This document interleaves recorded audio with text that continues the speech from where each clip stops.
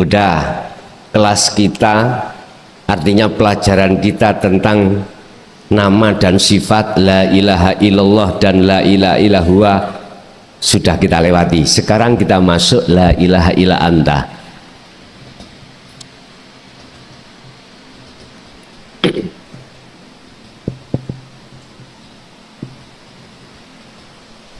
Allah sudah terasa dekat, anta itu. Sehingga mengapa anta ini melahirkan zikir yang disebut sirul asror.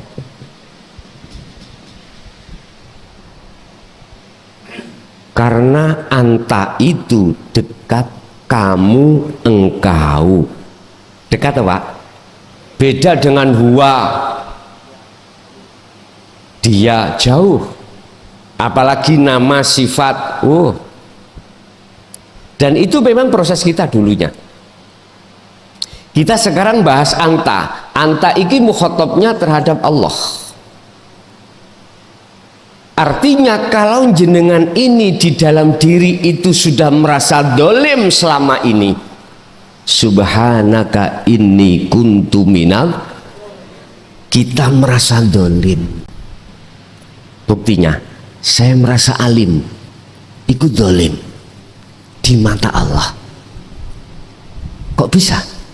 Iya, karena sifat ilmu itu sifat wajibnya Allah.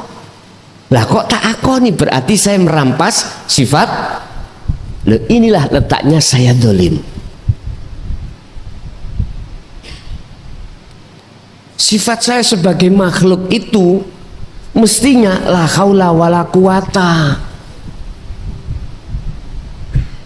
Tapi saya merasa diri saya itu orang yang pandai, orang yang mulia. Terus kalau seperti ini saya, apa bedanya dengan Ajazil yang disebut iblis? Wa idh qala lil malaikati isjudu li adama fasajadu illa iblis. Apa bedanya saya dengan iblis? Warid itu apa? Warid itu sesuatu dari buah satu amal. Itu warid. Warid adalah buah dari satu amal. Tergantung kita amaliyah itu tujuannya apa. Boleh jadi secara syar'i kita kenal siapa yang mengistiqomahkan satu amaliyah itu akan muncul karomah. Lah, munculnya karomah inilah disebut warid. Warid. Lah, warid inilah nanti yang akan mendorong terhadap keadaan ruhaniyah sampeyan. Tergantung apakah warid iku minan nafsi atau minallah.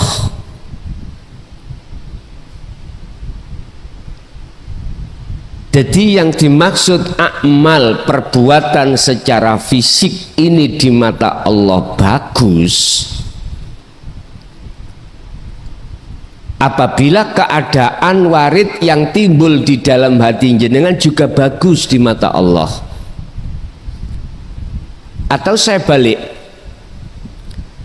apabila warid yang muncul di dalam ahwal ruhaniyah jenengan kali kula bagus di mata Allah, secara otomatis amal kita di mata Allah juga bagus. Sebab husnul a'mali nata iju husnil ahwal min qalbin zahidin. Bagusnya amal secara fisik ini di mata Allah itu ditentukan buah yang muncul di dalam keadaan hati kita. Kalau buah yang muncul di dalam hati kita adalah mingkol bin zahidin karena Allah, secara otomatis amal ini bagus. di mata Allah. Sekalipun amal itu tidak hanya mahdhuf, ibadah mahdhuf, enggak, ghairul mahdhuf. Inilah yang kumaksud illa liya'budun. Wa ma umiru illa liya'budullaha mukhlishina lahuddin hunafa.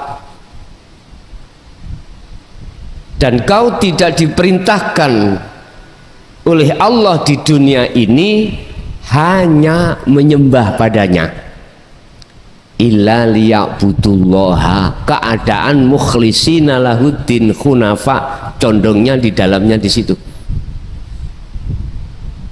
Bapak Ibu,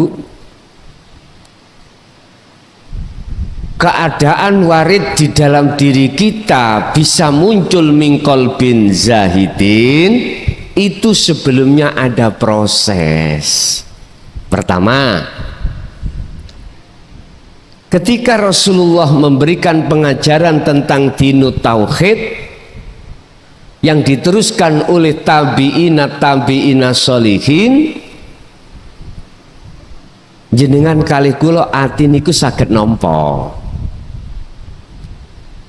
Hati ini bisa menerima,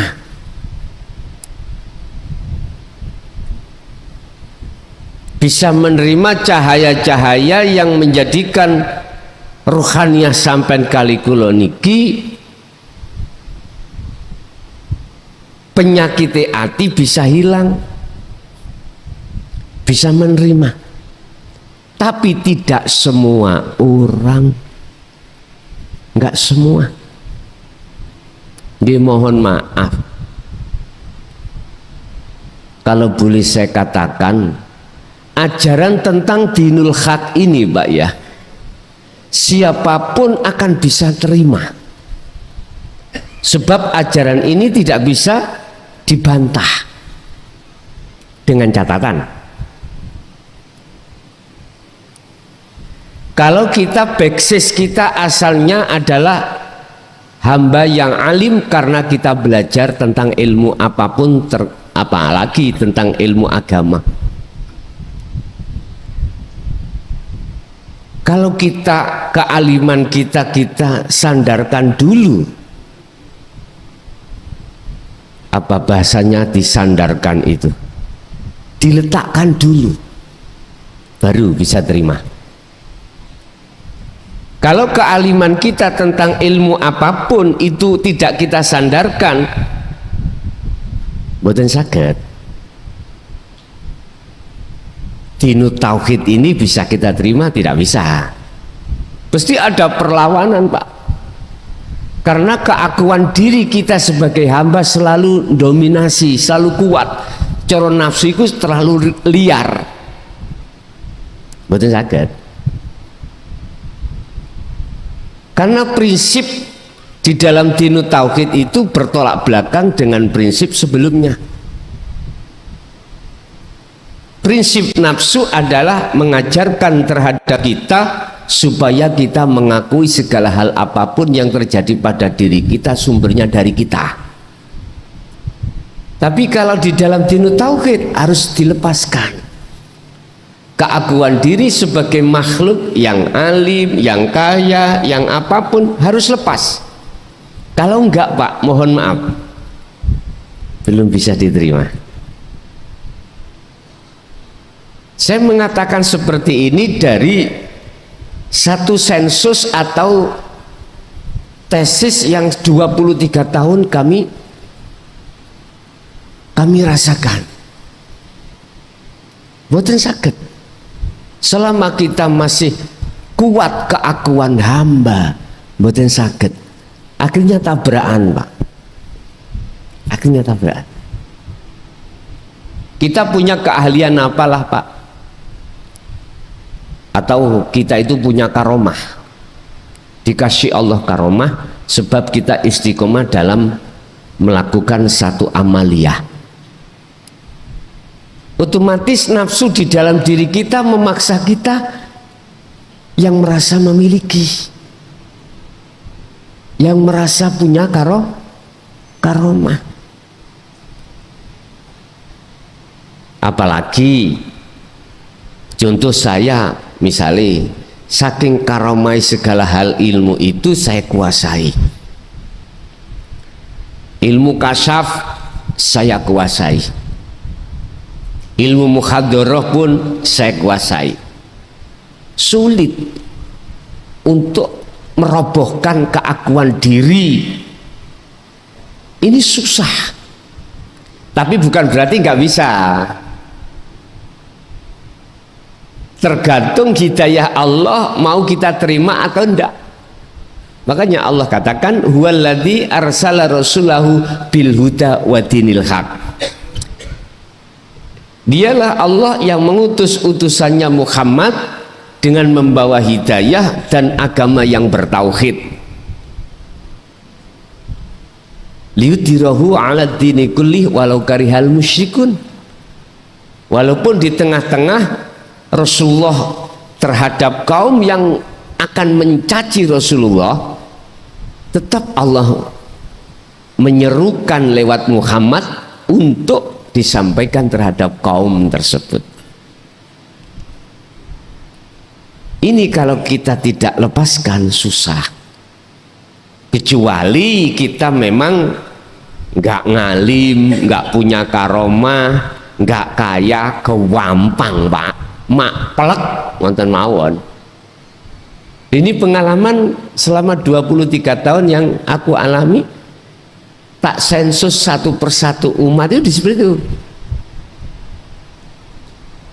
Tapi bukan berarti semua orang yang merasa keakuannya kuat. Ini bukan berarti nggak bisa loh Pak ya. Itu tadi barometernya adalah hidayah dari Allah, mau terima atau tidak. Pun kembali kepada pembahasan kita. Macam-macamnya amaliyah yang terjadi pada diri kita sangatlah banyak. Baik jenengan aktivitas sholat maupun di luar sholat, ini akan di mata Allah baik dan diterima sebuah amalun solihun, ibadatun makbulatun, dengan catatan nata ijo husnil ahwal mingkol bin zahidin pun titik. Apabila keadaan hati jenengan ini estu karena Allah. Yang dimaksud karena Allah, kita sudah lepas diri, sudah tidak merasa dan mengakui diri kita yang bisa melakukan. Justru dalam hati jenengan itu ada rasa, ada iman, sumbernya perilaku amal ini dari Allah Subhanahu wa ta'ala. Allahu khalaqakum wa ma ta'malun. Jelas nih. Tapi sebaliknya, amaliyah apapun, entah sholat ibadah sing mahdhuf atau ghairu mahdhuf, mbuh jenengan rokokan, mbuh jenengan ngaji, mbuh apapun tanpa kecuali, apabila keadaan ruhaniyah jenengan di luar lillahi ta'ala, miturut maqala Ibnu Athaillah, ikut di mata Allah ditolak. Niki pandangan hakikat loh Pak, bukan pandangan syariat.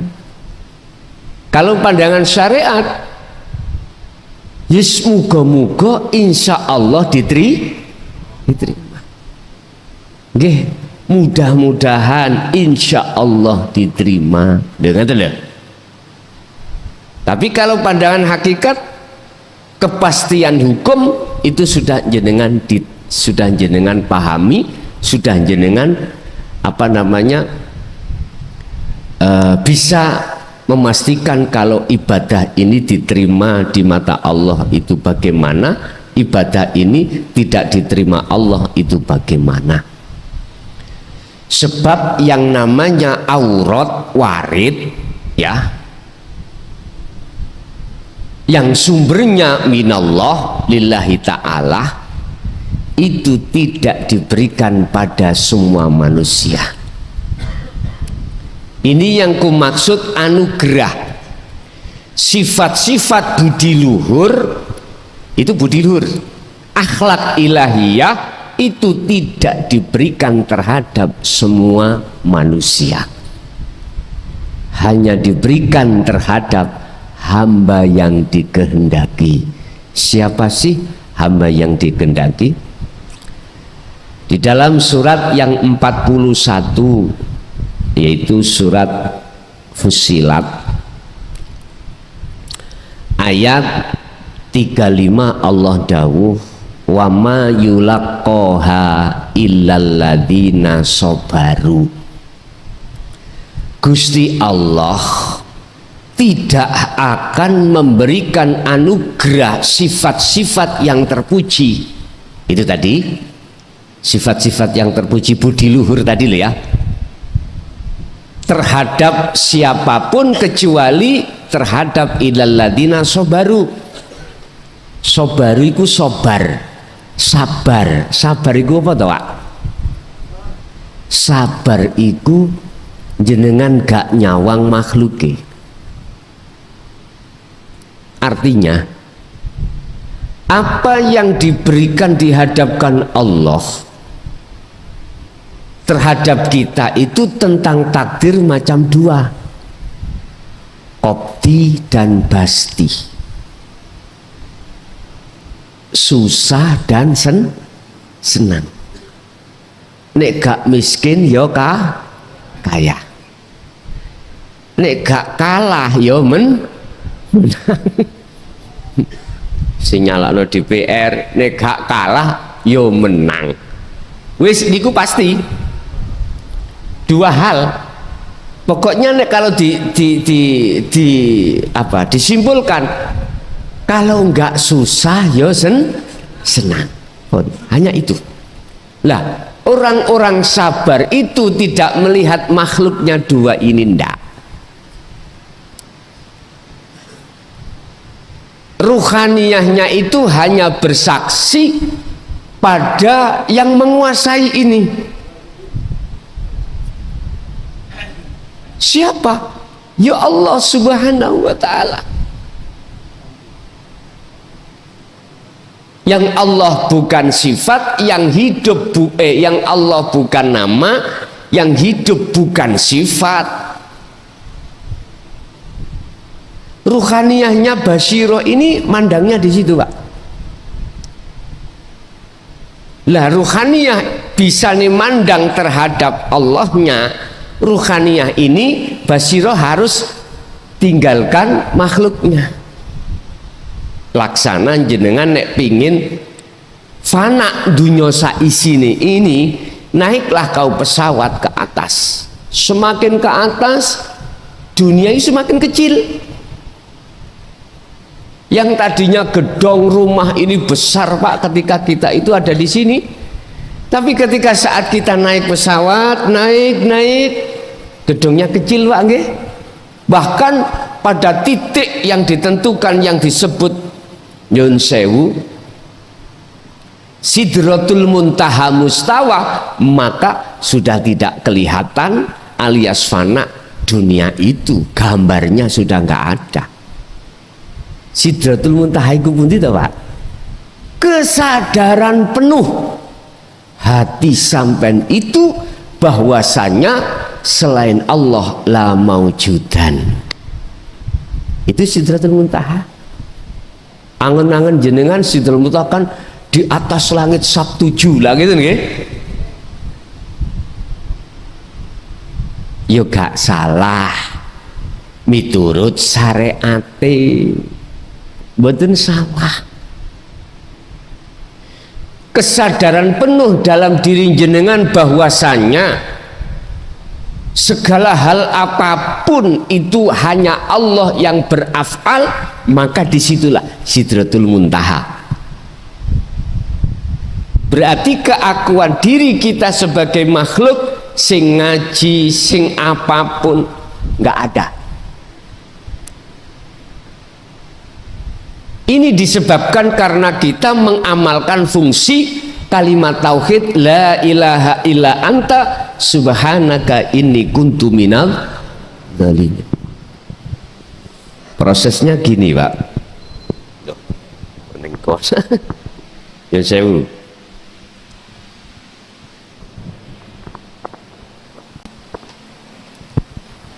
Udah kelas kita, artinya pelajaran kita tentang nama dan sifat la ilaha illallah dan la ilaha illallah sudah kita lewati. Sekarang kita masuk la ilaha illa anta.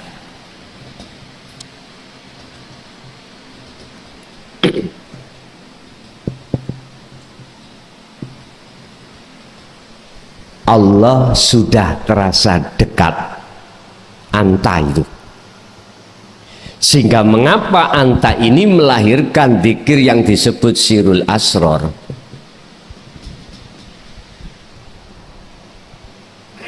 Karena anta itu dekat, kamu, engkau. Dekat apa? Beda dengan huwa, dia jauh. Apalagi nama sifat, dan itu memang proses kita dulunya. Kita sekarang bahas anta. Anta iki mukhatabnya terhadap Allah. Artinya kalau jenengan ini di dalam diri itu sudah merasa dolim selama ini, subhanaka inni kuntu minal, kita merasa dolim. Buktinya saya merasa alim, ikut dolim di mata Allah. Kok bisa? Iya, karena sifat ilmu itu sifat wajibnya Allah. Lah kok tak akoni, berarti saya merampas sifat. Loh, inilah letaknya saya dolim. Sifat saya sebagai makhluk itu mestinya la haula wala quwata. Tapi saya merasa diri saya itu orang yang pandai, orang yang mulia. Terus kalau seperti ini saya, apa bedanya dengan Ajazil yang disebut iblis? Wa idh qala lil malaikati isjudu li adama fasajadu illa iblis. Apa bedanya saya dengan iblis? Karakter saya. Alasan iblis gak mau menjalankan perintah Allah sujud kepada Adam karena di dalam diri iblis merasa lebih mulia daripada Adam. Ya, karena ilmu yang ada pada diriku ini menjadikan saya merasa orang yang terhormat, orang yang mulia, orang yang alim, maka otomatis saya merasa lebih baik dari panjenengan. Nah, apa bedanya saya dengan iblis? Lah ini loh Pak, yang menjadi penghalang hati saya dan kita ketika sudah mengwelcome hakikat kemakrifat, hakikat ini dinu tauhid, akhirnya saya sadar selama ini mulai akil balik sampai umur berapa tahun, puluhan tahun saya dolim. Ini kan ceritanya Nabi Yunus Pak ya.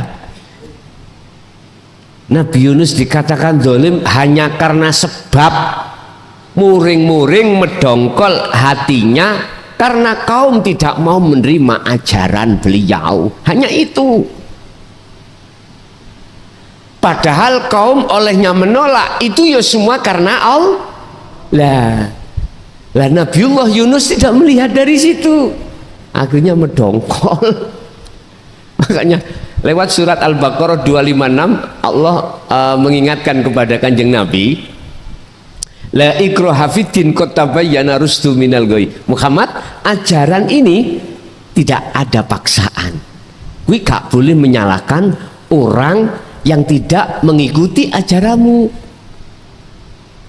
Iku keputusannya dewe-dewe, nanti akibatnya yang terima sendiri.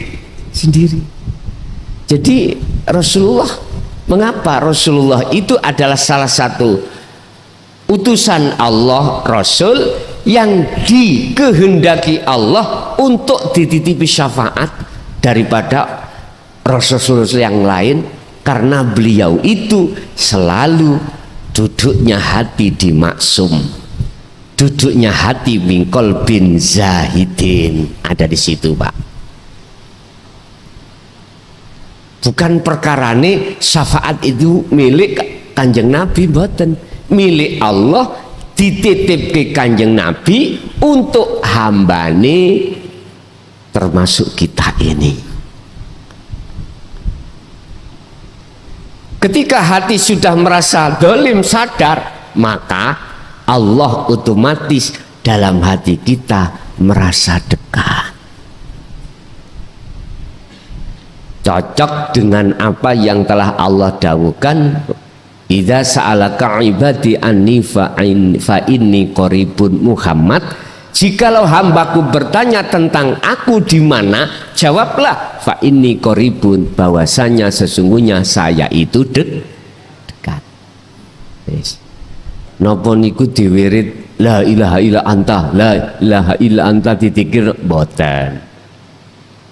Ingat, sering saya jelaskan di dalam la ilaha illa anta melahirkan zikir yang disebut sirul asr ada 3 tahap.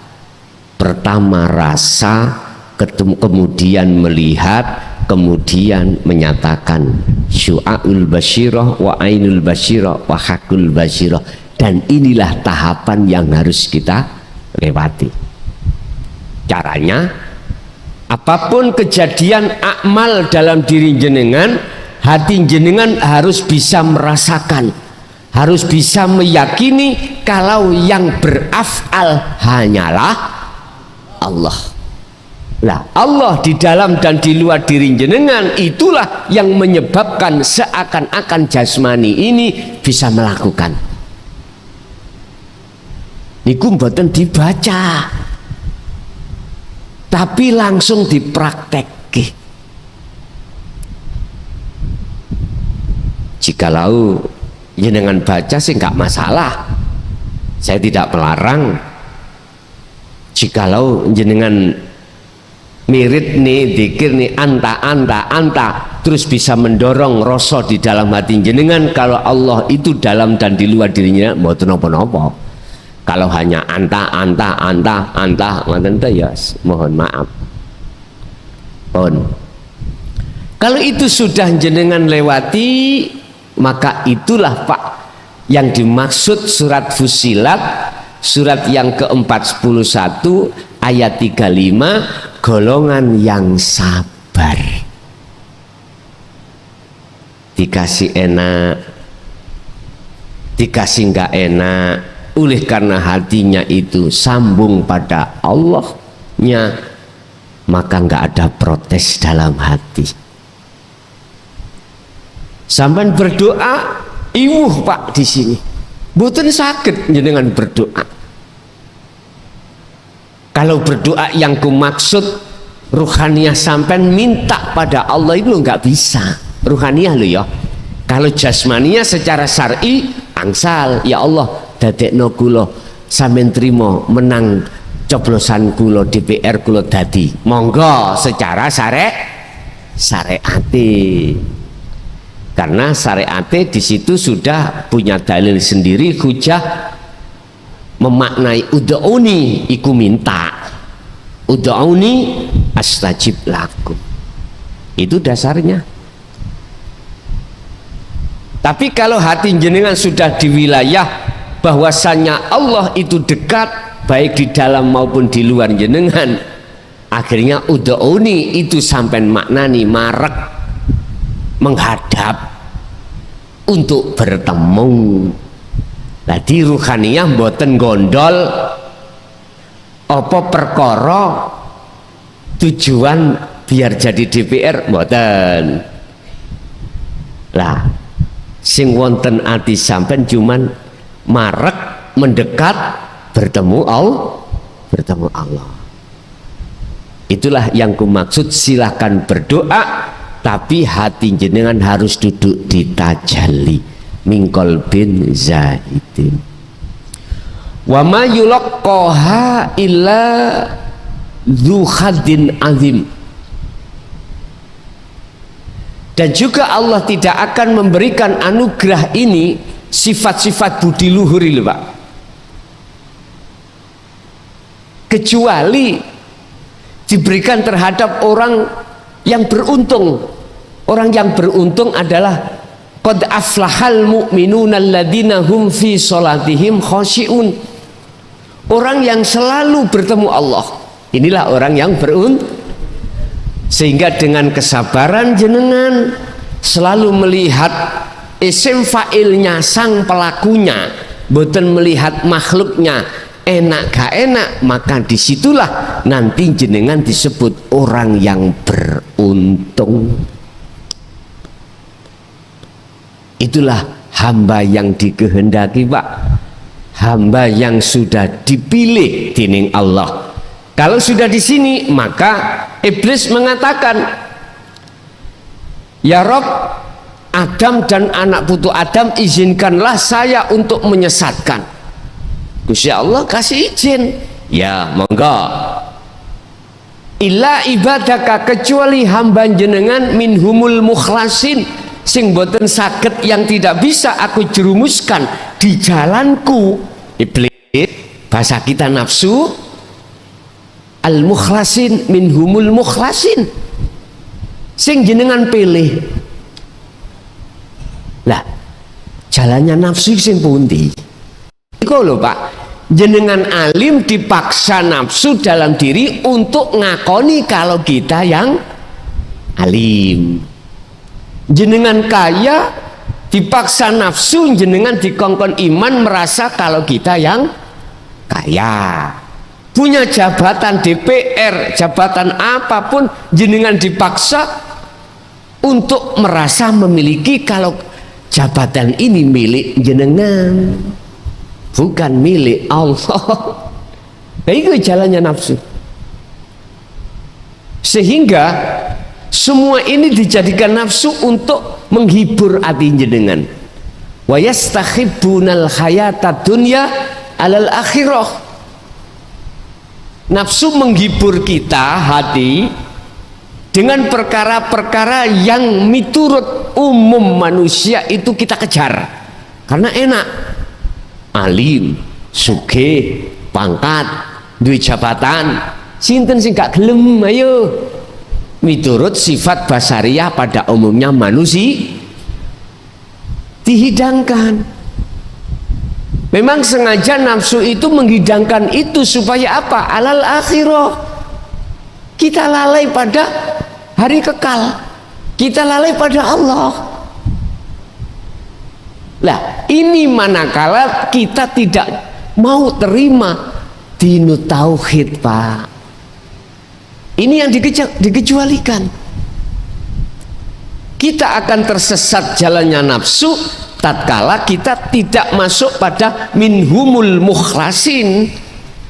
Orang yang dipilih oleh Allah adalah hamba yang dikehendaki, tandanya adalah hati yang sudah menerima ajaran yang disampaikan oleh Rasulullah di jalur dinut tauhid. Paham nggih? Yes.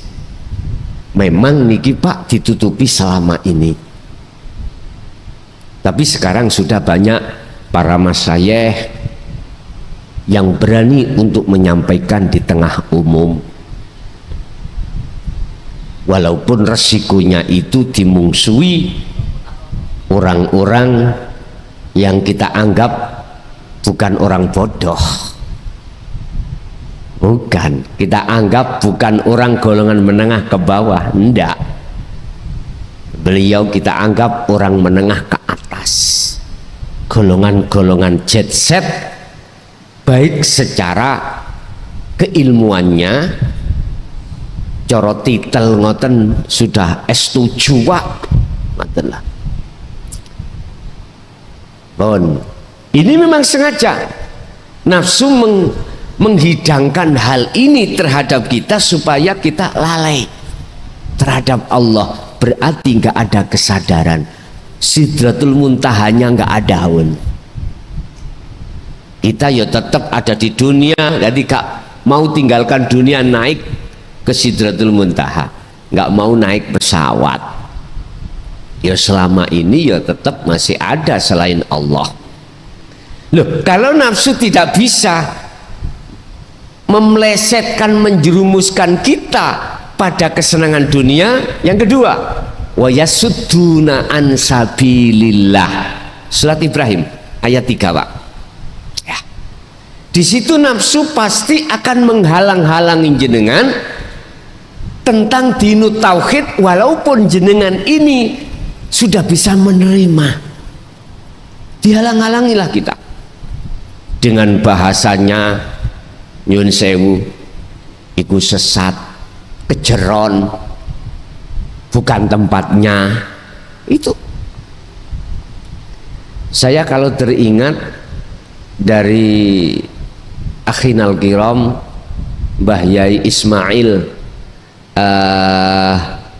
putih niki Sumenep ya, Sumenep itulah salah satu tokoh tasawuf yang berani, walaupun beliau menyampaikan itu nyun sewu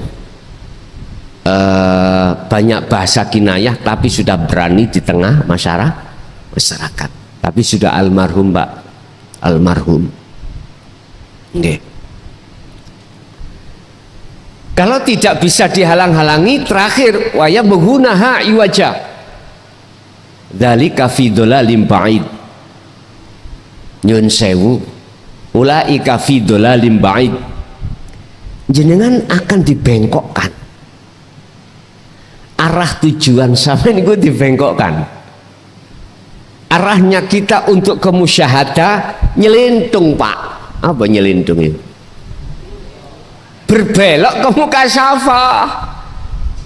Loh, luweh alim nafsu, Pak, katimbang kita. Luweh pinter iblis daripada kita. Sealim-alimnya kita masih alim iblis, Pak. Nyun sewu,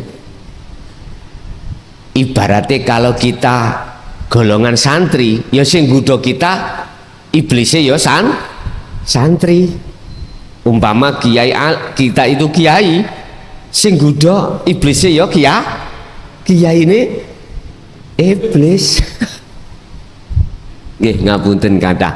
Allah katakan ulaika fi dhalalim ba'id. Terakhir ayat ditutup. Mereka itu adalah tersesat yang amat jauh, dhalalim ba'id. Surat Ibrahim ayat 3. Ini Allah kasih tahu terhadap kita terkait nafsu dalam diri kita seperti itu. Bon, kita kembali kepada pembahasan kita terkait warid. Jikalau jenengan ini selalu mendawamkan la ilaha illa anta, fungsinya bukan wiridnya, fungsinya,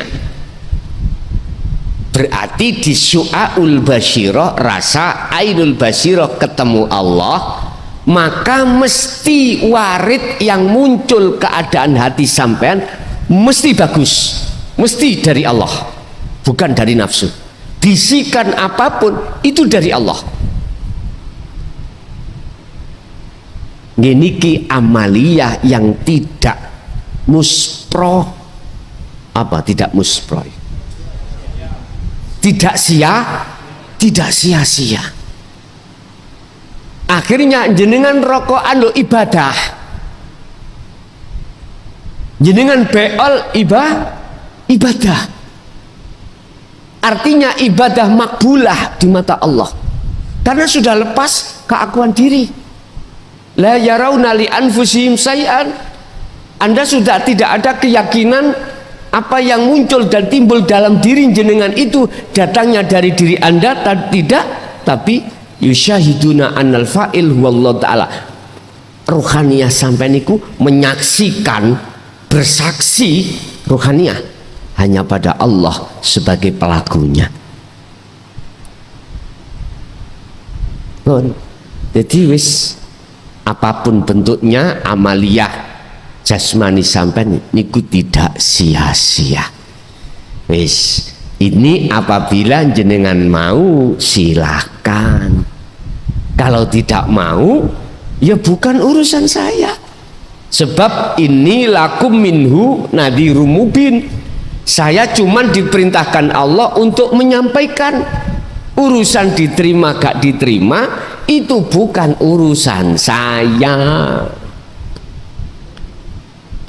Sakit dipaham Pak?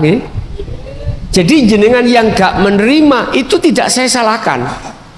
Menerima pun juga tidak saya salahkan. Wis kula tambah bingung Gus ngaji sampean iki. Sing gak nrimo gak disalahkan. Sing nrimo ya gak disalahkan. Iki piye? Itulah bentuk laqad kana lakum fi rasulillahi uswatun hasanah, atau bahasa ajan Rasulullah rahmatalil. Nggak ada perang Pak, nggak ada hasud, nggak ada saling membenci, nggak ada, karena keputusan akhir seperti itu. Gimpun nek jenengan ibadah apapun jenengan dasari hati mingkol bin rohibin nggih monggo, mingkol bin zahidin ya monggo. Sing penting kewajiban saya sudah selesai, saya sampaikan, karena tugas saya cukup menyampaikan saja, pun beres.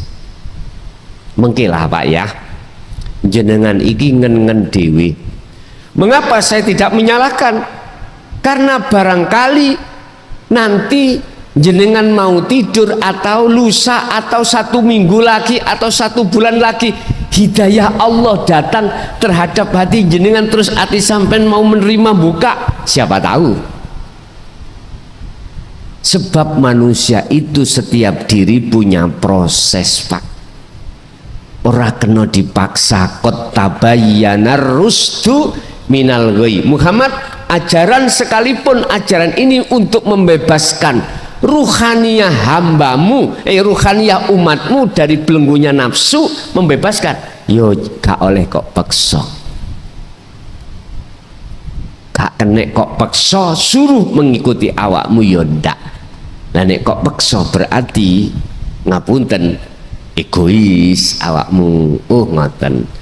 Biar akunya mboten muncul, biar egoisnya mboten muncul, harus ingat kalau ajaran ini tidak boleh dipaksakan.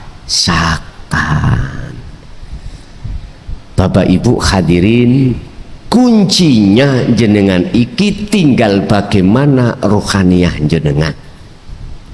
Sadar kalau iki Allah yang berlaku atau tidak sadar, berarti jenengan sendiri yang merasa, yang melakukan, terserah jenengan. Tapi ingat, ini bisa jenengan buktiake. Sebelum jenengan iki ruhaniah jenengan iki duduk dirasa semua Allah, ketika menghadapi ujian dari Allah macam 2 enak gak enak, terus pun diraos hati. Kula mboten mengarahkan jenengan supaya mengatakan susah, ndak. Sampean raosno dewi, sampean rasakan sendiri bagaimana hati kita menghadapi kondisi ketika takdir enak gak enak datang. Sebelum hati kita belum masuk tauhid la ilaha illa anta. Sampean bedakno dengan sekarang. Jenengan sudah menerima dan mengamalkan tauhid la ilaha illa anta. Bagaimana ketika saat takdir qobdi dan basti datang, gak enak dan senang, susah dan senang ini, hati jenengan bagaimana? Jenengan piyambak sing saged mbuktekne. Cuman rumus mengatakan, sing sapa wonge atine eling nang Allah mesti damai. Ala bidzikrillahi tatmainul qulub. Pun paten sudah. Sing sapa wonge atine iki mangga eling Allah, mesti susah lan gelisah. Wis gak usah kita bicara tentang takdir qadhi gak enak, sing enak mawon kita masih ada rasa khawatir. Contoh kula dadi pejabat daftarno wingi nggih dadi DPR RI Pak, nggih umpama ngono lho maksudnya. Berhubung saya tidak melihat Allahnya, dalam hatiku khawatir hilang niki. Saya sudah menjabat, mesti dalam hatiku khawatir jabatan iki wis siapapun kita lah Pak. Loh, bentuk kekhawatiran saya hilangnya jabatan ini, itu bentuk saya tidak nyaman hati ini. Apalagi Pak, saya ada indikasi melakukan penyelewengan. Saya jadi bupati, ada indikasi penyelewengan. KPK mudun ceret, ati gak ndredeg, ayo kepingin roh. Wis tak pinter ya apa? Dadak goblok dadak. Iki kalau merasa melakukan kesalahan Pak nggih, itu pasti. Akhirnya cari-cari dukun, ya apa carane buntu cangkeme KPK ben gak nakoki ngene, mau macam-macam. Lah ngono iku kula sering dhisik ya dijauhi tolo. Padahal melakukan kesalahan ini di tingkat bawah padahal. Ya Allah ya Karim. Padahal semua kita akui dan tidak, itu akan kita tinggalkan. Kita akan lepas. Entah lepasnya itu karena memang masa jabatan, ataukah lepasnya kita tinggalkan mati. Sing mesti bisa. Coba ketika jenengan iki ruhaniyah sudah duduk la ilaha illa anta dan sampai la ilaha illa ana, dalile ala inna auliya Allah la khaufun alaihim walahum yahzanun. Sudah jelas. Tergantung jenengan kesimpulannya derek sing pundi, mingkol bin zahidin atau mingkol bin rohibin. Makalah niki memberikan penegasan supaya kita itu naik tingkat. Amaliyah mau sing amaliyah kita itu masih karena manusia, karena hadiah dari Allah, biar kita naik hanya karena Allah. Ngoten lho asli nih. Bukan saya salahkan yang sholat karena pingin disawang orang, enggak.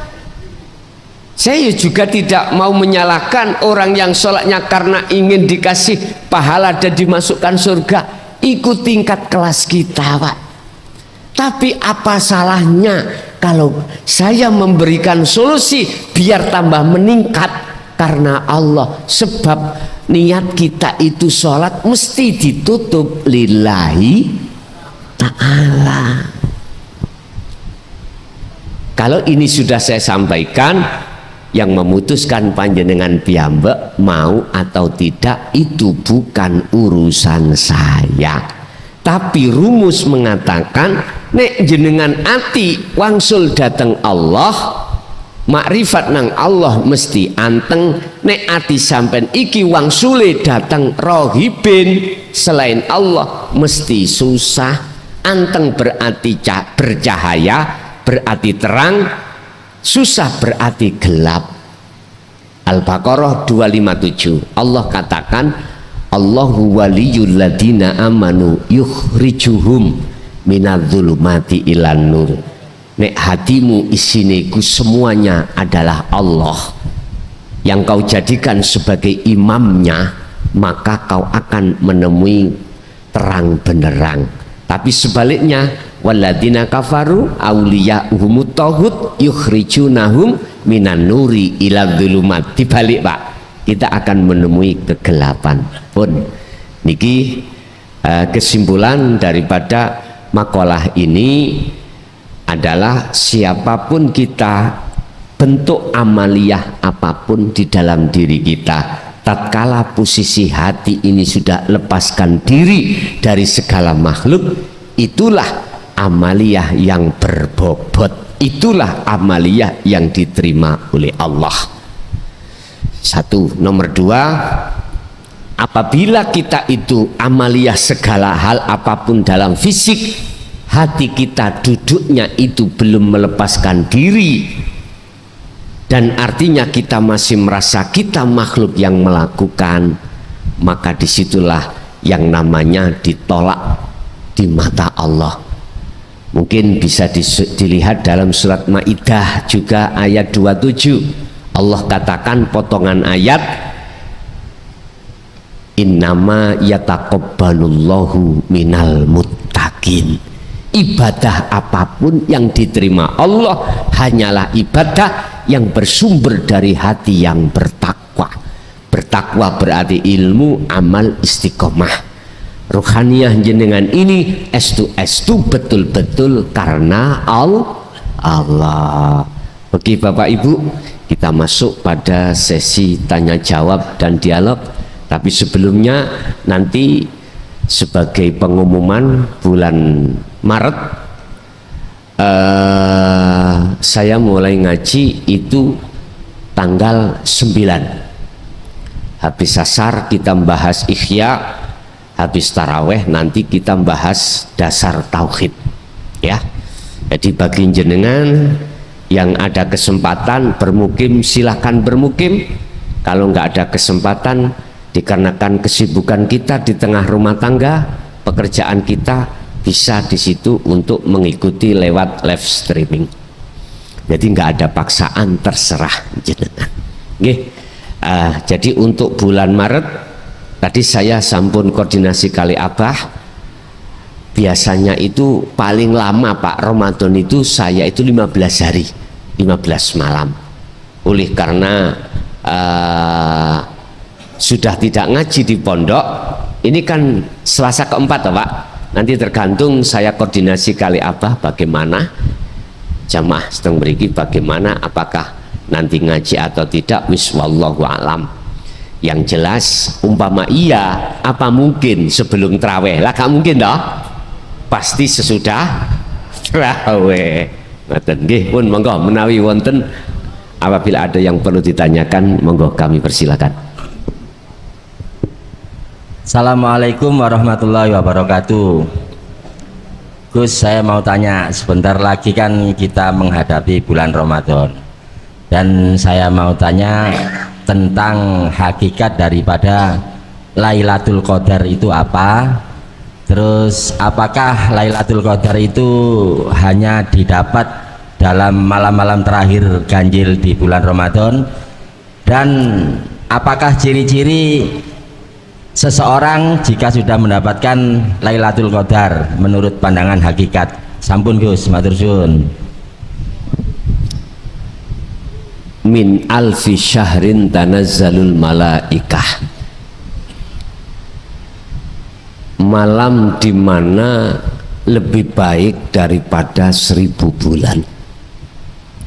Artinya siapa ketika saat beribadah pas jatuhnya itu di Lailatul Qadar, ibadah ini lebih baik daripada 1000 bulan. Iki bahasa syariat. Dan ulama jumhur mufakat jatuhnya itu di sepertiga tanggal ganjil. Iki khilaf loh Pak, khilaf. Cuman jumhurul ulama mengatakan malam 21, 23, 25 dan seterusnya. Mengapa harus ganjil? Karena Allah iku ganjil. Ngoten lho. Pun hakikatnya bagaimana sih Lailatul Qadar, dan apakah jatuhnya memang di bulan puasa saja Ramadan? Pun kita urai. Mengapa harus Lailah? Kok tidak nahar? Padahal nahar itu ketika saat kita puasa. Kalau Lailah kita sudah lepas dari puasa, istirahat. Mengapa enggak detik-detik ibadah pas puasa? Kok malamnya? Ternyata ngeten, Mbak. Lailah adalah malam, dimanapun malam itu mesti gelap karena matahari tidak keluar. Disebut lailah, malam. Artinya apa, Pak? Ini masuk dalam surah An-Nur ayat 35. Nek jenengan pingin ngertos, apabila Anda ingin tahu di gedung biskup itu layarnya ada gambarnya, syaratnya lampu di atas itu harus dimatikan. Saya masuk gedung biskup lah, kalau sudah waktunya main mesti lampu di atas langit-langit dimatikan. Artinya apa, Pak?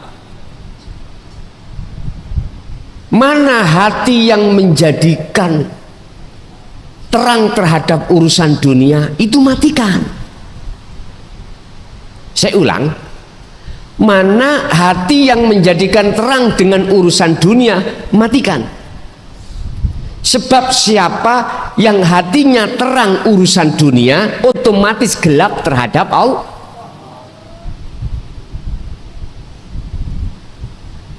Sebaliknya, mana hatinya gelap dengan urusan dunia, berarti sepi, gelap, urusan dunia gelap, maka itu di dalam kegelapan itu ada terangnya pada Allah. Makanya jangan takut dengan kegelapan.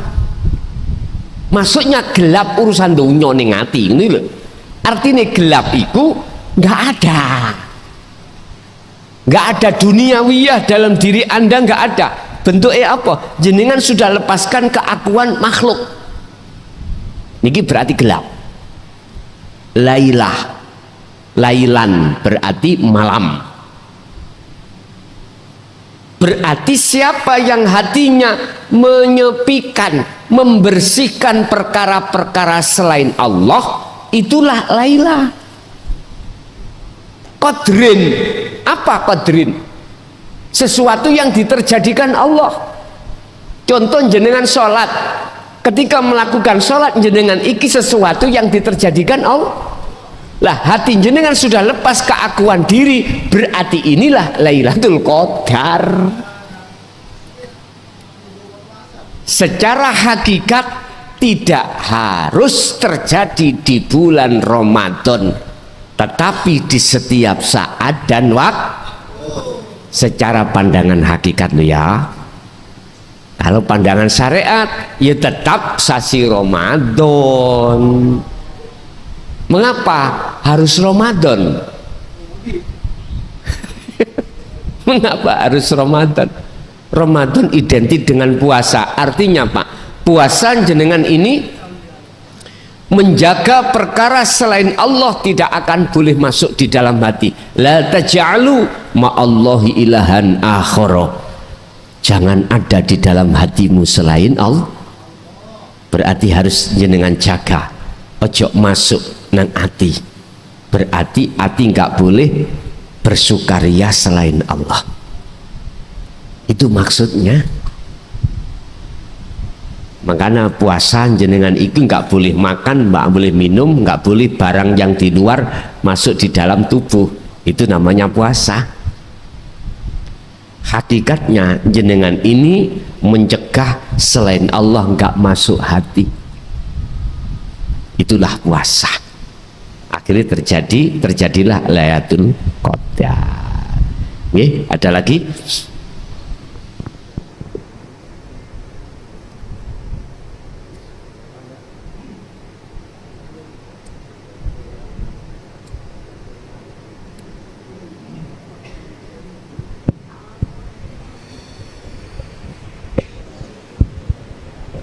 Assalamualaikum warahmatullahi wabarakatuh.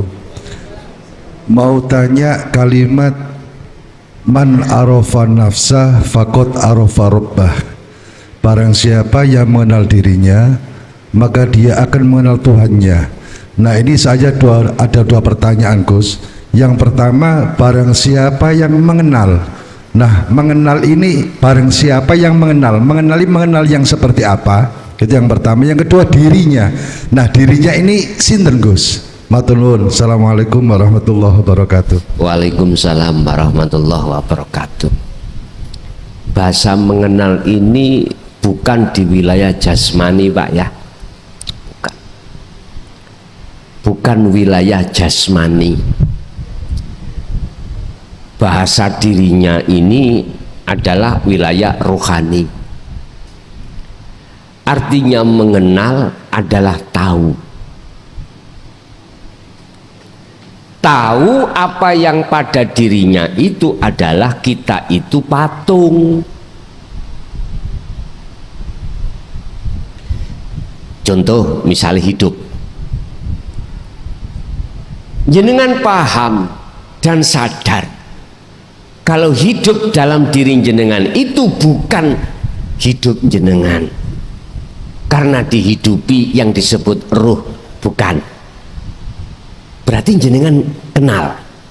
Nah terus makanya otomatis fakot arafa robbah.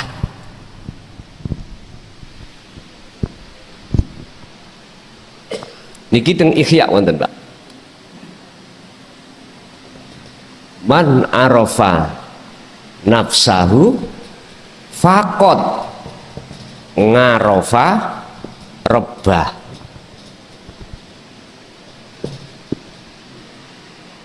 Apa hubungannya ini robbah dengan nafsah?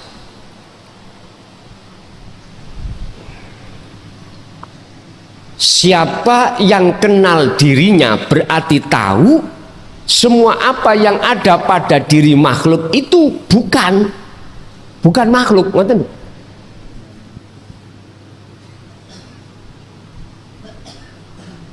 Contoh hidup, jenengan gak ngakoni kalau hidup dalam diri saya, hidupku sebab dihidupi Allah. Udah gak ada, sudah lepas, sudah fana. Berarti hidup dalam diriku ini punya siapa? Makanya fakot mongko temen-temen betul-betul ngarofa kenal robahu ing pangerane, eman pangerane wong kuwi. Artinya inilah Bapak Ibu yang ku maksud, diri itu ditajali, diri di tauhid la ilaha illa ana. Berarti keakuan diri jenengan sebagai makhluk sudah tidak ada, muncul keakuannya Allah. Itulah yang dimaksud hadits qudsi ini, man arafa nafsahu fakot arafa rabbahu. Nafsahu yang tadinya ditakholi makhluk niku pun lepas. Hidup yang ada pada diri kita lepas, keakuan kita lepas, pendengaran, penglihatan, ucapan, apapun sifat-sifat wajib Allah 20 itu lepas atas keakuan makhluk. Setelah itu otomatis fakot arafa rabbahu, disebut wong iku kenal weruh pangerane, tahu Tuhannya. Jadi yang dimaksud kenal iku tahu, araf tahu, mengerti.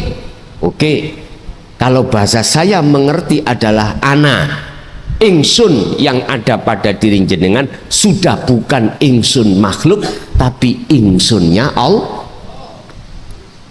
Sampai kalimat iki pernah ditegaskan oleh Al-Khalat, gara-gara niki beliau itu napa dipotong, disembelih. Ana al-haq la fi jubati illallah. Saya adalah kebenaran, saya adalah Allah. Tidak ada di dalam jubah saya kecuali Allah. Lah iki bahaya sih, gak paham, menuduh Al-Khalat ngaku-ngaku jadi Allah, padahal tidak. Al-Khalatnya dalam diri beliau sudah fana, Pak, sudah fana. Maka secara otomatis yang berhak mengatakan aku Allah ya Allah sendiri. Saya kan dipahami? Oke. Nggih, ada lagi?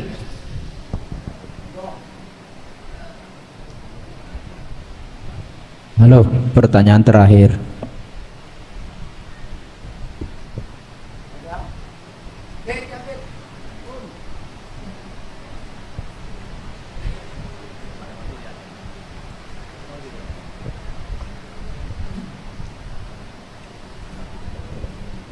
Assalamualaikum warahmatullahi wabarakatuh. Ngapunten ya ibadi tanglet. Kalau hamba Allah atau makhluk Allah mendapatkan Lailatul Qadar, apa yang harus dilakukan ya? Karena kadang-kadang mendapatkan itu tuh terus takut gitu. Nah, rasa takut itu kita harus bagaimana? Ya, terima kasih. Takut terhadap apa, Pak? Ya, badan itu tidak ada, Oh, dunia gitu. tidak ada. Oh, ngoten. Nggih, nggih, Takut nggih. gitu. Takut. Nggih. Sampun nggih. Nggih, terus kita harus bagaimana? Ngoten nggih. Inilah mengapa Allah dawuh terhadap Kanjeng Nabi Muhammad dalam satu ayat, wadhkur isma rabbika bukrata wa asila wa minal laili fasjud lahu fasabbihu lailan tawilan. Kalau pagi sampai sore Muhammad, berzikirlah kau padaku. Malam pun juga begitu, dengan malam yang panjang. Lah sing dimaksud menyebut nama Allah, berzikir nama Allah, itu yang bagaimana, yang menjadikan jenengan ini yang asalnya takut tidak takut, yang bagaimana. Berarti saya harus mengurai fungsi daripada la ilaha illa anta. Di situ ada rasa iman dalam diri jenengan bahwasanya semua makhluk itu yang menggerakkan adalah Allah, yang memperjalankan adalah Allah. Subhanalladzi asra bi'abdihi lailan. Dialah Allah zat yang maha suci yang memperjalankan hambanya di tengah malam. Kalau dzikir sirul asr itu sudah jalan Pak dalam hati jenengan, itu pasti jenengan imannya olehnya jenengan berjalan, itu yang memperjalankan adalah Allah. Jenengan lepas memang gimana? Ya tahu, jenengan ini tahu keadaan jasad sampai niku duduk atau berbaring, iya. Jenengan tidak akan pernah takut kalau jenengan sadar yang memperjalankan jenengan adalah Allah. Kalau jenengan ini masih pertimbangan anak saya masih kecil, istri saya masih muda, kita punya pertimbangan yang di belakang, udahlah siapapun masih ketakutan. Itu pasti Pak, itu pasti. Ini biasanya terjadi ketika jenengan ini kholwat Pak. Secara khusus di dalam surah Al-Insan ayat 26 biasanya ngoten. Tapi kalau ini tidak jenengan lakukan, bagaimana jenengan tahu perjalanan ruhaniyah pada Allah? Jadi untuk mensiasati jenengan tidak takut, faqadistam sakabil urwatil wuthqa lam fisomala, pegang teguh tali Allah. Tali Allah yang dimaksud adalah zikir. Yang dimaksud zikir di sini adalah sirul asrar. Namun ngoten, nggih. Sekarang ciri-ciri orang yang dapat Lailatul Qadar tadi sampai lupa ya. Hatinya mesti berbudi luhur, akhlak ilahiyah selalu keluar. Niku cirinya. Mengimbas terhadap jasmani jenengan, segala hal apapun akmal dalam diri jenengan, ati sampai mesti klik semua Allah, semua Allah. Itulah cirinya. Nggih. Ada lagi?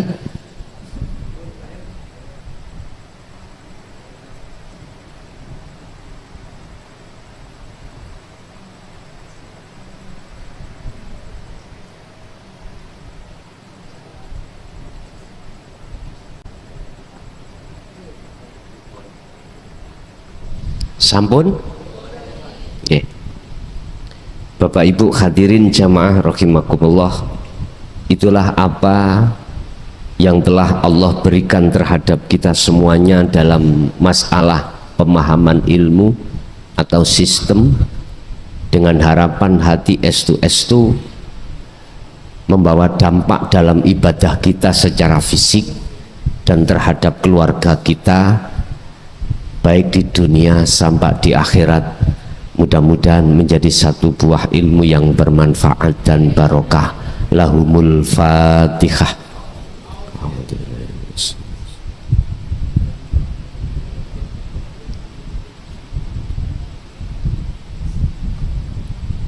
Awal sampai akhir barangkali ada kalimah yang menyinggung perasaan jenengan. Saya atas nama pribadi, selama ini kita bertemu, saya pribadi mukhlason mohon maaf lahir dan batin. Akhirul kalam, ihdinas siratal mustaqim. Assalamualaikum warahmatullahi wabarakatuh.